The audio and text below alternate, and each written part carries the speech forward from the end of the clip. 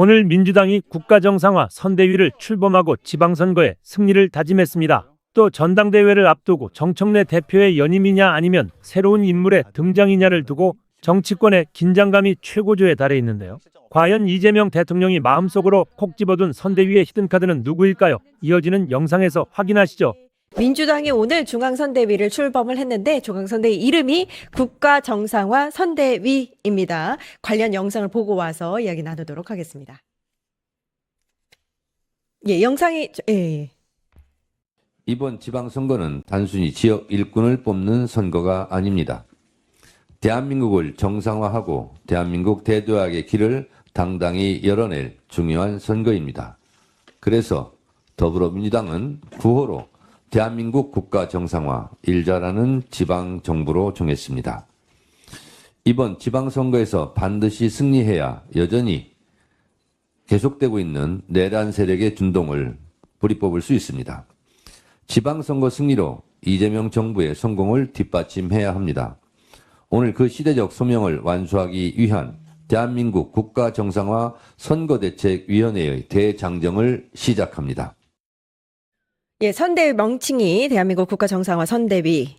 정청래 대표가 선거를 승리해서 내란의 싹을 잘라내자 이렇게 유독 내란을 강조했습니다. 의원님 어떻게 보셨어요? 지금 우리 이번 지방선거 매우 중요하죠. 실제로 보면은 비정상의 정상화를 하고 있는 내란 척결에 중요한 우리 유권자들의 심판을 가져오는 선거이다.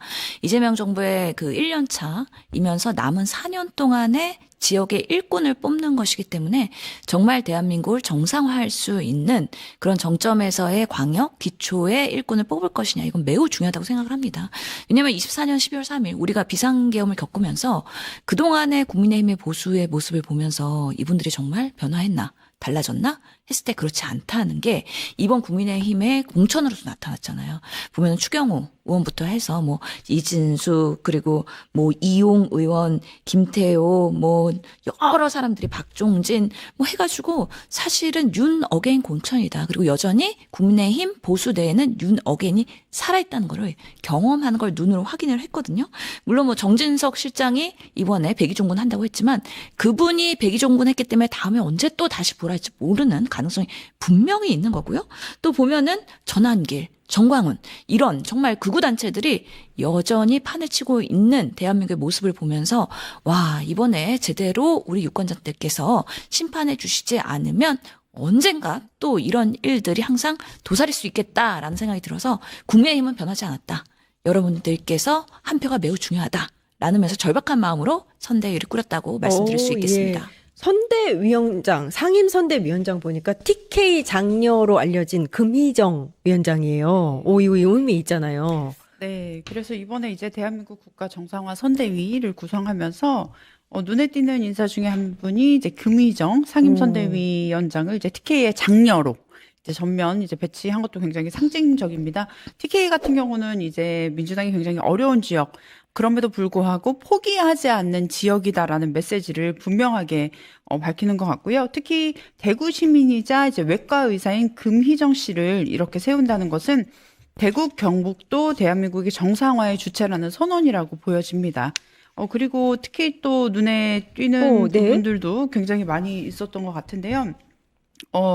지금 또 한명도 원내대표도 이제 당연히 이제 당연직으로 아마 선대위원장에 들어갔고요.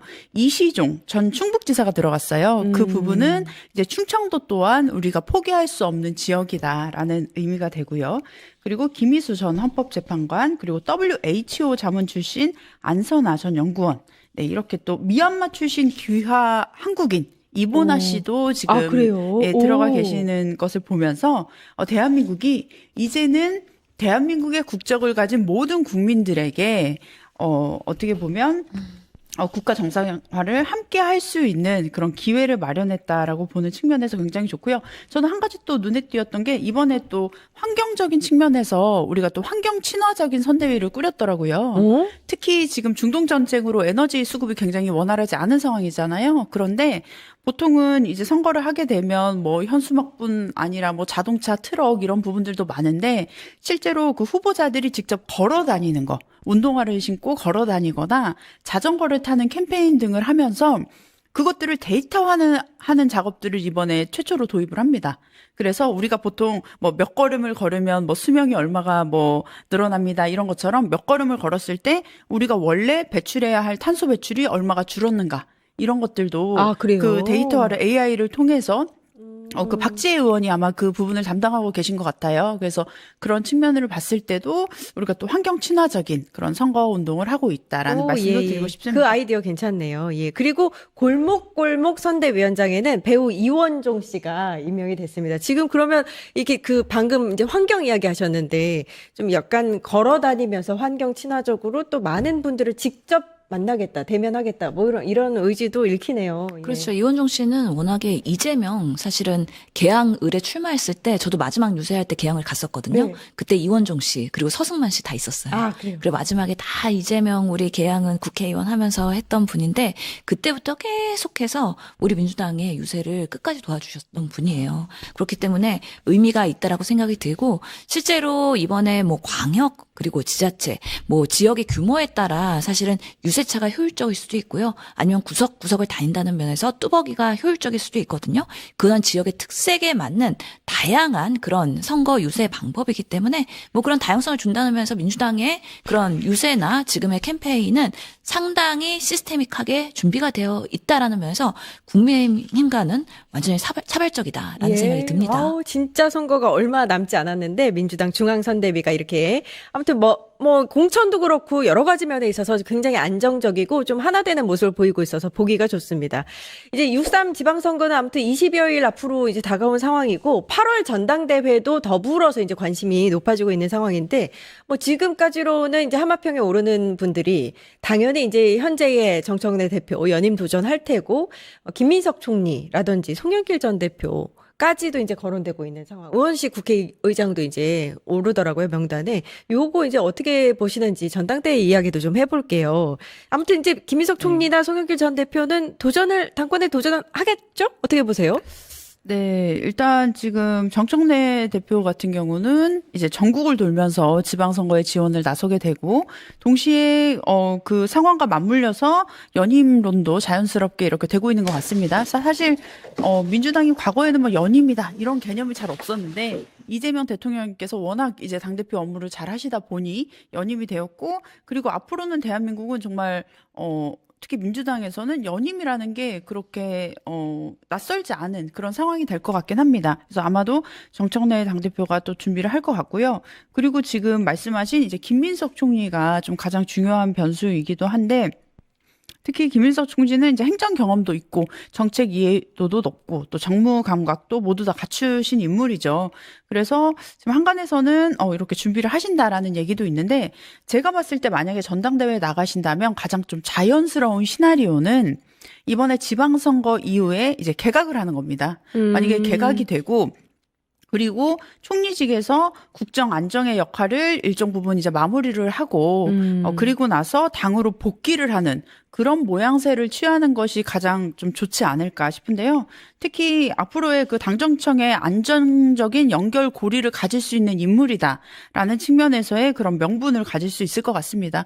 그리고 송영길 전 대표도 이제 또 변수라고 볼 수 있는데, 이제 인천 연수갑의 보궐선거에 출마를 함으로써 다시금 아마도 원내에 진출 가능성이 굉장히 높아졌고요.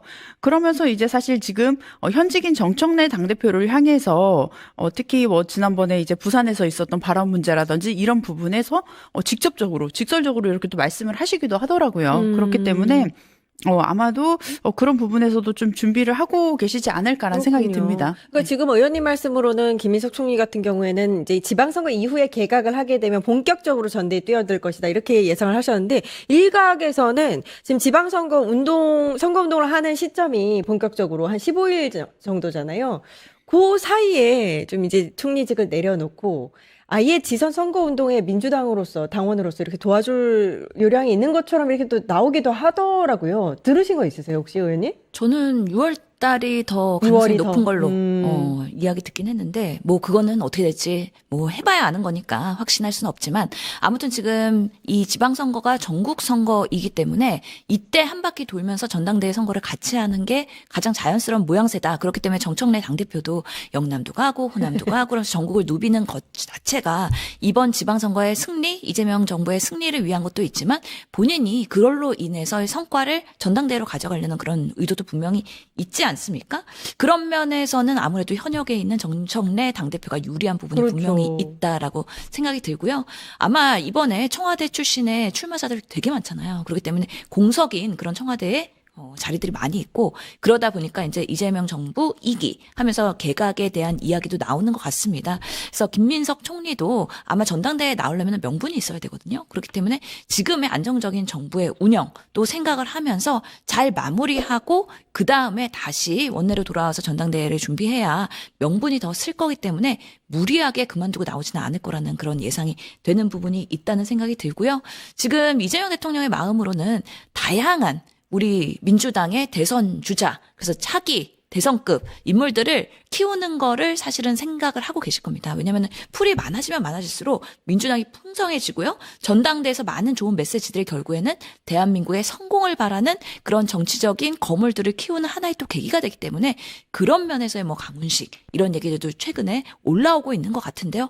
그만큼 차기 대선 주자가 많다? 그거는 민주당이 계속해서 집권을 할 수 있는 가능성이 높아지고 더 많은 경청 그리고 더 많은 소통 이런 것들이 이루어지는 거기 때문에 점점 더 우리 민주당도 지역 확장성 있게 가고 있는 것 아니냐라는 예. 면에서 매우 긍정적이다라고 말씀드리겠습니다. 송영길 전 대표 같은 경우에는 최근에 이게 또 이슈가 됐었어요. 정청래 대표를 향해서 본인이 주인공이 돼서는 안 된다. 이번 선거에서 약간 이제 직격탄을 날렸는데 아무래도 이제 이게 당권을 위한 뭐 행보가 아니냐 뭐 이런 해석도 있더라고요. 그죠? 네, 그래서 특히 당대표 출마 가능성에 대해서도 말씀하신 게 있습니다. 그래서 당과 국민의 손에 달린 문제다라는 취지로 말씀을 하셨고 말씀하신 대로 정청래 대표를 향해서는 지도부는 후보자를 띄워주기 위해 가는 것이지 자기를 홍보하러 가는 것이 아니다라는 이런 말씀을 하셨어요. 그래서 약간 어느 정도의 좀 견제구가 있는 게 아닌가라는 생각을 좀 해볼 수 있습니다. 그래서 이러한 메시지가 선거의 주인공이 중앙이 아니라 지역의 후보와 유권자다. 뭐 이런 측면으로 얘기를 하실 수도 있었겠지만 그럼에도 불구하고 송영길 이제 후보자도 과거에 이제 당대표를 했었고요. 실제로 인천시장을 했었고 다양한 경험이 있기 때문에 그런 측면에서 봤을 때는 그런 기회도 한번 좀 볼 수 있지 않을까 생각이 듭니다. 예.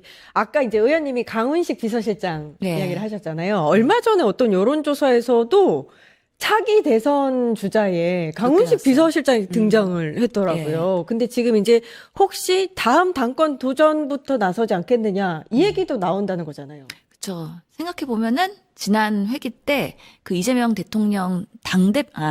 당대표 선거일 때 강훈식 실장도 사실은 같이 후보로 나왔었던 적이 있잖아요. 중도에 드롭하고 사실 그랬던 바가 있는데 기억 나실지 모르겠어요. 네네네. 박용진 의원은 네. 끝까지 뛰었고. 말씀하시니까 기억나네요. 예, 기억나실 예. 것 같아요. 그래서 당대표 도전을 한 바가 있습니다. 그렇기 때문에 이번에 도전하는 게 처음은 아니긴 하지만 그동안의 비서실장으로 역할을 하면서 상당히 많은 성과 그리고 이재명 대통령의 신뢰 그런 부분에 있어서의 역량을 계속해서 커왔기 때문에 그리고 뉴스공장에서 그때 김원 씨가 그렇게 얘기했지만 차기 대선 주자 키우는 프로젝트가 가동되고 있다. 예, 그렇게 발언도 하긴 했었잖아요. 예. 그래서 최근에 정말 그 중동 사태 때 여러 가지 원전 아니면 기름 이런 것들을 확보하는 데 있어서 외교까지 하는 모습을 보면서 이거는 대통령 비서실장으로서의 일반적인 모습 아닌데 이거는 정말 그 프로젝트다. 그래서 양성하고 있다. 근데 성과도 가져왔고 기대보다 더 잘하고 있네. 잘한다. 이런 부분에 있어서 이재명 대통령도 강훈식 없을 때 나 힘들었어. 이렇게 얘기했던 거 아닙니까? 예. 그런 만큼 애정이 있는 그런 리더십을 가지고 있다라는 면에서 73년생 어떻게 보면 민주당의 세대 교체를 할 수 있는 젊은 역량 있는 그런 리더이기 때문에 사실 전재수 의원도 70년 초반생이거든요. 예. 많은 분들이 이제는 리더급으로 이제 70년대까지 내려온 거 아니냐. 그러면서 민주당이 계속 쇄신하고 진보하는 역량 있는 그런 중도 확장력 있는 좋은 인물들이 나오는 거 아니냐는 면에서 기대감을 가지고서는 딱 여론조사 돌렸더니만 한동훈보다 높게 나오잖아요. 네, 깜짝 놀랐어요. 예, 그러면서 예. 조국 대표보다도 더 높게 나왔잖아요. 예. 그러니까 세상은 빠르게 바뀌고 있고 정치도 계속 쇄신되고 있다라는 게 또 한번 느껴지더라고요. 아니, 강훈식 비서실장 같은 경우에는 비서실장을 맡기 전과 후로 너무 명확하게 달라져요. 그리고 이제 온 국민의 사랑을 받고 있는 어찌 보면 정치적인 되게 큰 역할을 할 수 있는 인물로 급부상한 것 같아요. 네, 저는 사실 강훈식 의원님이랑 의정 활동을 하면서도 좀 느끼긴 했어요. 그래서 우리끼리는 정치 신동이다, 정치 처제다 이런 정말요? 얘기를 많이 했었습니다. 예, 정치적인 감각이 굉장히 좋으시고요. 실제로 우리가 어떻게 보면 의원이 된 시절 이후부터 많은 대중들이 인지하고 계시지만 의원이 되기까지 굉장히 어려운 지역에서 그 밭을 다져가면서 너무나 많이 고생을 하셨거든요. 그래서 원외 위원장으로 계시면서도 그 힘든 지역에서 꿋꿋이 버텨나셨던 분이기 때문에 저는 그 내공이 우리가 생각하는 것 이상으로 상상하는 것 이상으로 많으신 분이다라는 생각이 들고 역대 대통령의 비서실장들을 보면 굉장히 좀 대통령의 그림자, 조정자, 관리자의 이미지가 좀 강했어요. 근데 강훈식 실장 같은 경우는 이재명 정부에서 그 역할을 저는 넘어서고 있다고 보여집니다.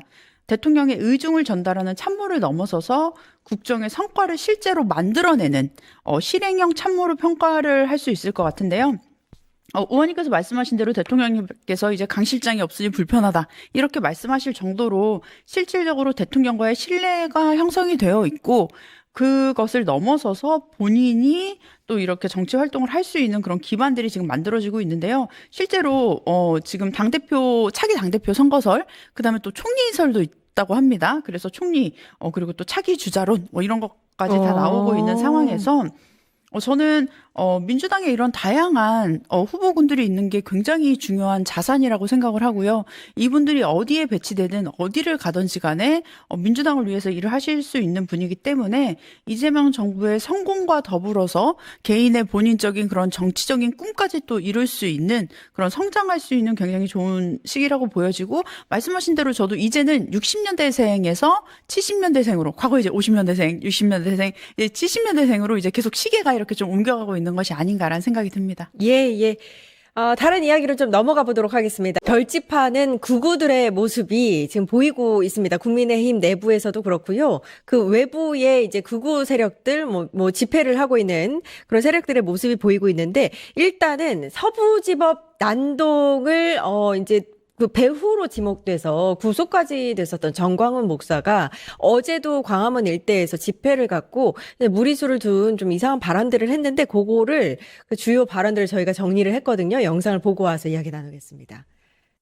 대통령을 만나러 서울구치소에 갔을 때 왜 계엄령을 했냐고 물어봤단 말이에요. 물어봤을 때 국정원이 중앙선관위에다가 7번 해킹을 했다 그래. 7번. 6번 뚫렸다는 거, 6번. 비밀번호가 1, 2, 3, 4, 5.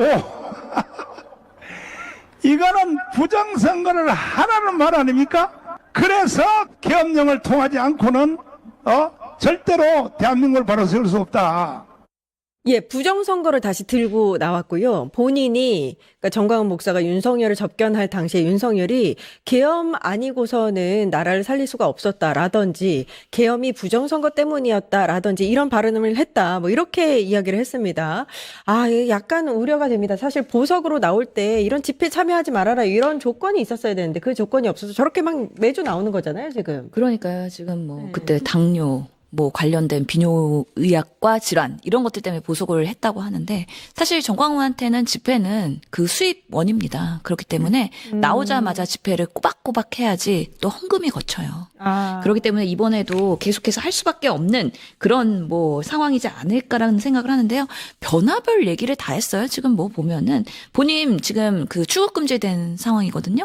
그래서 나 미국 가야 된다. 폴라 화이트 목사 통해서 트럼프랑 극비에 면담을 해야 되겠다. 에? 이재명의 그 실체를 내가 알려야 되겠다. 그러면서 나 미국 가야 되니까 출국 금지 해제해달라는 요청도 했고요. 그러면서 2주 정도는 갔다 와야 되겠다. 여러분들이 2,500억 모금해 주시면 제가 정권을 바꿀 수 있는 것처럼 계속해서 이 마이크 들면 안 되는데 와. 병나는 거죠. 무대에 예. 올라가고 계속해서 그런 선동을 하고 있으니 참으로 안타깝다라는 생각이 들고요. 실제로 뭐 해킹을 해서 7번 해킹을 했는데 6번이 뚫렸더라라는 얘기를 하더라고요. 국정원장이 윤석열의 친구로 알려져 있거든요. 만약에 그런 문제의식이 있었다. 그러면 윤석열 대통령 시기에 국정원을 불러서 이런 부분에 있어서의 부정선거나 해킹에 대한 리스크를 어떻게 대비할 수 있을지에 대한 내부 소통을 하지는 않고 비상계엄을 때렸다? 그거는 정말 말도 안 되는 이야기라고 보이고요. 본인이 비상계엄을 만들기 위한 명분을 쌓았다라는 생각이 들 수밖에 없고 또 여러 가지 우리 그 민주 진보 세력을 좌파에 뭐 또 간첩 이렇게 하면서 계속해서 비상계엄으로 사실은 꽃게발 만들려고 했던 그 의도가 다분했던 정황들이 계속 있지 않습니까? 그렇기 때문에 비상계엄에 대한 합리화를 하면 할수록 지금 지방선거를 20여일 앞두고 있는 상황에서 우리 유권자들 아직까지 표심을 결정하지 못한 중도층, 무당층, 정광훈을 보더라도 정말 국민의힘과 이 윤 어게인과 단절하지 못하는 이 세력들을 심판해야 되겠다.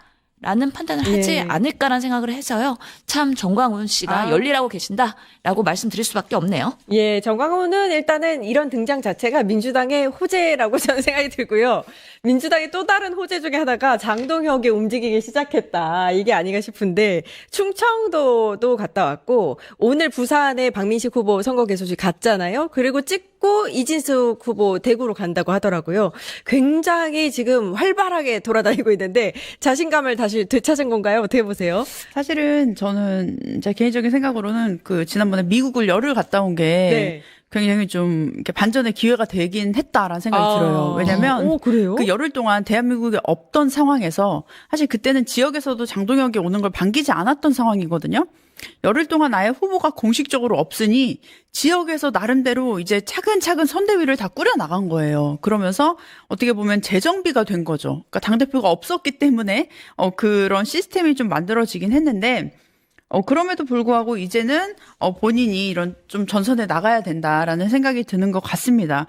근데 지금 장동혁이 지금 정말 좀 선택을 하기가 좀 어려운 부분이 뭐냐면 지금 우리가 정광훈 목사 얘기도 했지만 다시 전체적으로 보수가 결집되는 모양새가 극우 보수로 다시 결집이 되는 모습들이 저는 보이고 있는 것 같아요. 이런 상황 속에서 장동혁이 이 극우 보수층의 그런 요구를 외면할 수 있을 것인가? 그렇다면 거기에 당연히 저는 끌려갈 수밖에 없거든요. 그래서 윤 어게인 세력을 지금 포용할 수밖에 없는 상황이 되는데 그렇게 되면 그 소수의 극우는 뭐 결집을 할 수 있겠죠. 근데 중도의 표심을 얻을 수 있을지는 사실 저는 좀 의문입니다. 그렇게 됐을 때는 점점 더 국민의힘이 극우정당으로 갈 수밖에 없다. 실제로 저는 장동혁 대표에게 말하고 싶은 건 국민의힘이 정말 수권정당으로 가고 싶다라고 했을 때는 정광훈식 정치와는 완전히 절연을 해야 되고 윤 어게인 세력도 당연히 이제 끝내야 되겠죠. 근데 그것을 지금 끝낼 수 있을지 저는 좀 염려가 되는 부분이 있고 끝내지도 못하면서 지금 전국을 다니는데 실제로 전국을 다니는 거 좋습니다. 뭐 충북 가고요. 뭐 부산 가는 거 좋은데 왜 서울은 안 가십니까? 그렇게 오세훈시장 그렇죠. 네. 정말 자신감이 회복이 되고 자신이 회복이 됐으면 서울 가셔야죠. 경기 가셔야죠. 근데 지금 가장 중요한 인구도 뭐 너무나 많은 그 지역들은 싹싹 피해 다니면서 어떻게 보면 자신을 추종하는 세력들이 있는 지역들만 골라서 선택적으로 가는 것이 아닌가라는 생각이 듭니다. 그러니까 이게 보수층이 좀 두터운 영남 지역만 가고 수도권은 안 간다 이 얘기는 있긴 있어요. 어떻게 보세요? 지금 그러니까 장동혁의 전략은 이제 이분도 마찬가지로 지선 끝나고선 전당대회에 혈안이 돼 있을 수밖에 없거든요. 내가 계속해서 연임하느냐 아느냐가 본인의 정치 운명에선 너무 중요해요. 그렇기 때문에 나의 버팀목이 될 수 있는 그런 베이스라인의 백그라운드가 사실 영남권의 선거이거든요. 그렇기 때문에 지금 크게 두 가지. 부동산에게에서 계속 이재명 정부를 공격하는 거. 그리고 두 번째로는 공소 취소에 대한 부분. 그러네요. 그래서 국민의힘이 공소 취소 TF까지 만들어가지고 계속해서 민주당이 사법농단을 한다. 그리고 범죄자를 뭔가 면제하려고 하는 이런 부분에 있어서의 보수한테 계속 어필하는데 그게 일부 먹힐 수가 있다라는 거 우리 항상 경계심을 가져야 된다는 생각이 들고 끝까지 그 얘기하면서 계속 전국 돌 거라고 생각이 듭니다. 그래서 지금 보면은 장동혁이 그래서 지선이 끝나고 나서 어느 정도 선방한 선거 결과를 어디까지 기준으로 해야 되느냐. 처음에는 서울과 부산 이기면 본인이 그래도 맞아요. 나름 성과를 기억나요. 가져간다고 했는데 지금 서울, 부산 다 국민의힘에서는 쉽지 않은 지역이거든요. 하지만 일부는 이렇게 접점으로 가고 있다. 우리가 봤을 때도 쉽지 않은 지역이에요. 민주당에서도 끝까지 오만하지 않고 겸손하게 가야 겨우 승리할 수 있는 곳이거든요. 여기를 공략을 계속 할 수밖에 없는 게 장동혁의 그런 마음이고, 잘하면 지금 뭐 할등 간에 경남, 경북, 울산, 대구 이런 데까지 본인이 이길 수 있다라는 확신이 있기 때문에 계속해서 그 선동 정치 그리고 갈등을 분열을 일으키는 정치를 하면서 이재명 정부와 예. 민주당을 공격을 할 겁니다. 거기에 흔들리지 않는 유권자들의 표심을 민주당이 가져와야 되기 때문에 그 싸움이 앞으로도 아주 치열할 것이다. 네. 그럴 때 우리가 방어막 잘 세워야 된다는 생각이 들고요. 그런 면에서 수도권에서는 오세훈이 절대 장동혁과 디커플링 돼서 본인은 수도권 선거는 우리가 하겠다. 그래서 이 구구와의 결별하는 모습들을 보여야 중도층 그리고 서울 시민들의 마음을 살 수 있기 때문에 수도권에서는 장동혁이 들어올 룸이 많지 않을 것이다. 오세훈은 내가 할 수 있다. 노련한 나름의 정치 경험이 있기 때문에 혼자 하겠다. 오지 마세요. 오히려 약자와의 그런 혜택을 받던 서울 시민과 내가 캠프를 꾸려나겠다. 그 전략이기 때문에 만만치 않다고 생각하고 저희도 항상 그럼요, 예, 그럼요. 유의하면서 네. 정말 바닥바닥 정말 한 분 한 분 한 표 한 표 찾아다녀야 된다고 생각합니다. 예, 알겠습니다. 장동영 대표 좀 분발하시기 바랍니다. 한동안 안 보여서 불안했는데 많이 다녀서 분발하시는 모습 좀 기대를 하겠습니다. 정찬 언니들 여기까지 하겠습니다. 신현영 전 의원님, 정은혜 전 의원님 고생해 주셨습니다. 감사합니다. 감사합니다. 감사합니다.